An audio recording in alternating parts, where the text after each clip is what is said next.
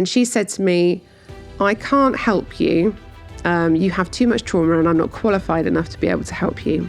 Of course, it's not just the people who are suffering with the mental health conditions now that are going to be affected. It's their family, it's their friends, everybody who's touched them. And of course, it could happen from 7 generations to come. He looked like a tramp. He looked like he had been living on the streets. Hi, thank you for joining me today. My name is Tina Marshall. Thank you for joining this podcast. Today, it's just me, and I'm going to be talking to you about a lived experience, which is growing up with somebody who had a mental health issue. I'm doing this because I think it's really important that we do what we can to raise awareness. And I actually do feel as though it's a duty of mine as somebody who has grown up in this environment that I can share part of my story to try and help the rest of the research and science community. I think it's really important for you to understand more about this lived experience, to help you really understand more about the disease itself, more about how you can help, how you can support, more about the signs, the symptoms, more about the tiny pieces of these diseases that we aren't necessarily aware of. Bipolar wasn't a thing actually back in the day when I was growing up. He was actually called a hypomanic depressive. So this was my dad. He was called a hypomanic depressive when he was diagnosed. Before he was diagnosed, he spent a lot of time in and out of prison and being arrested because they didn't understand that he had a mental health condition. So I would come home from a friend's house, skipping down the road, and then off he would be going in a riot van where they'd come and then take him away. And then I have other various memories as well as a child, when he would come back to the house and he would shout out things through the door, if you don't let me in, I'm going to crap on the doorstep. All of those really lovely, wonderful things. But of course, they didn't know what a mental health condition was, and they certainly didn't know what bipolar was. And then one day, when he was in a prison, the governor of that prison actually really recognised some signs of what was going on with him. And then from there, he was able to receive the help that he needed. So that was great. But as we know, and anybody who knows who has dealt with this, mental health, particularly bipolar, comes in a cycle. So you can take your medications, think that you're great, and then you can stop taking your medications.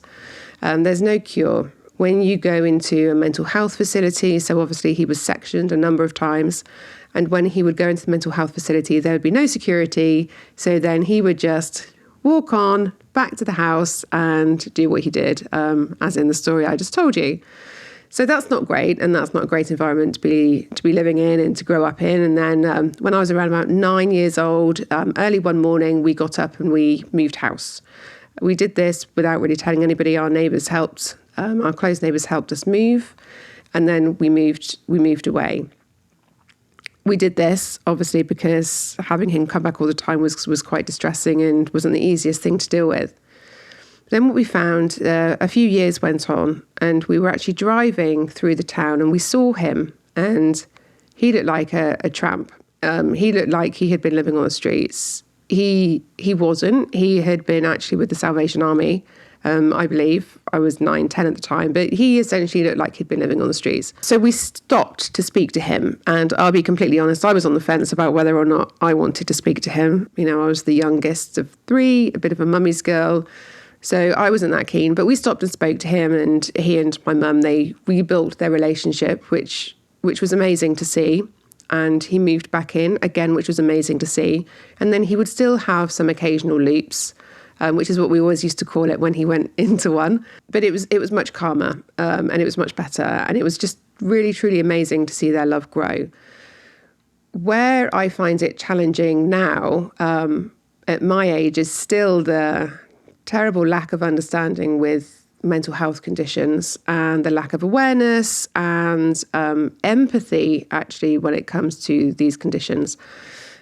What I also see is that sometimes these labels are being flown around without them relating to actually what's going on with the patients. Now, conducting some research for me, growing up, I was always told that my dad's health condition was hereditary. So imagine growing up with that hanging over your head. And then I was always told that I would find out when I was either 21 or when I was pregnant, both of which those times came and went. and I was absolutely fine. But imagine growing up with it hanging over your head that you may have a mental health condition. And this was based on information, data, education that was around at the time, and this had been passed down through generations. Now, for me, as a mum of two, I'm really keen to make sure that my history and trauma isn't passed down through the generations. And I'm really keen to ensure, I read an article that said that actually trauma goes through 7 generations. So 7 generations are dealing with trauma from their ancestors. Now, that's something that we have to do something about and try and stop. And then when we look at the prevalence of bipolar and the prevalence of schizophrenia and of depression and the challenges that everybody faces, and we know that the Office of Life Sciences is putting a huge amount of efforts into this area at the moment. They've got their missions for mental health, for addictions, for dementia, and it's great. It can't come at a more needed time. And this is where we do absolutely have to put the focus, because, of course, it's not just the people who are suffering with the mental health conditions now that are going to be affected. It's their family, it's their friends, everybody who's touched them. And, of course, it could happen from 7 generations to come. So the prevalence, actually, of mental health is much, much wider than we know and how we think about it. And even now, so Equivia Health is a company, and our focus is on mental health and dementias. And we're very passionate about that. Everybody in the organisation is very passionate about it. But you can still see a little tiny bit of awkwardness in any scenario that I'm in where I talk about my dad having bipolar.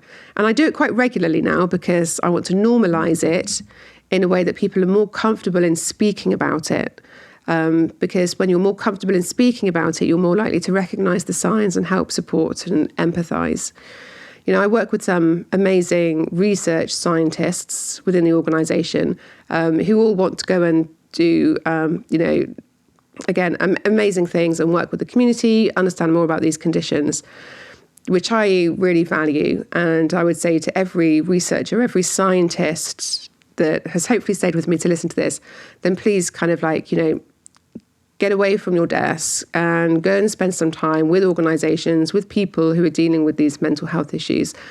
I always do a day in the life whenever I would start a new job to try and understand more about my customers and what's going on with them, so I can pick out their pain points and empathise and provide solutions to help them. And I would really strongly recommend as many people do that as possible in the field that you're in.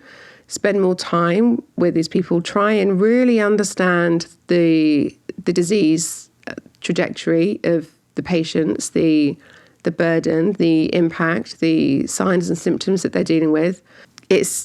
I find it very interesting how sometimes as well people will be an arsehole and they'll blame it on a mental illness, and that's not the case. Sometimes they are just an arsehole. But again, most of it, from my perspective, comes down to understanding in every way, shape or life. And I can even give you another example, actually. So yesterday, a friend popped over for a cup of tea. We were having a chat and, sadly, she had lost somebody quite recently, and we were talking about bereavement counselling. And she had asked me if I went to bereavement counselling when my dad died. He died of cancer about 17, 18 years ago. And I said that I did.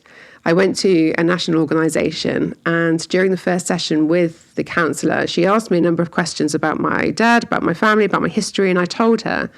And she said to me, I can't help you. You have too much trauma and I'm not qualified enough to be able to help you. So imagine how that felt then walking away for that person who was unable to help. Not everybody grows up in 2.4 children family. Many families are very different now. And so we need to be able to have this understanding of mental health and dementias as part of our daily life, so that when we have situations like that, we're not turning people away and we truly understand how we can help them. If you have any questions and would like to reach out at all, I'd be more than happy to share any advice I can to help with any lived experience you may be going through also.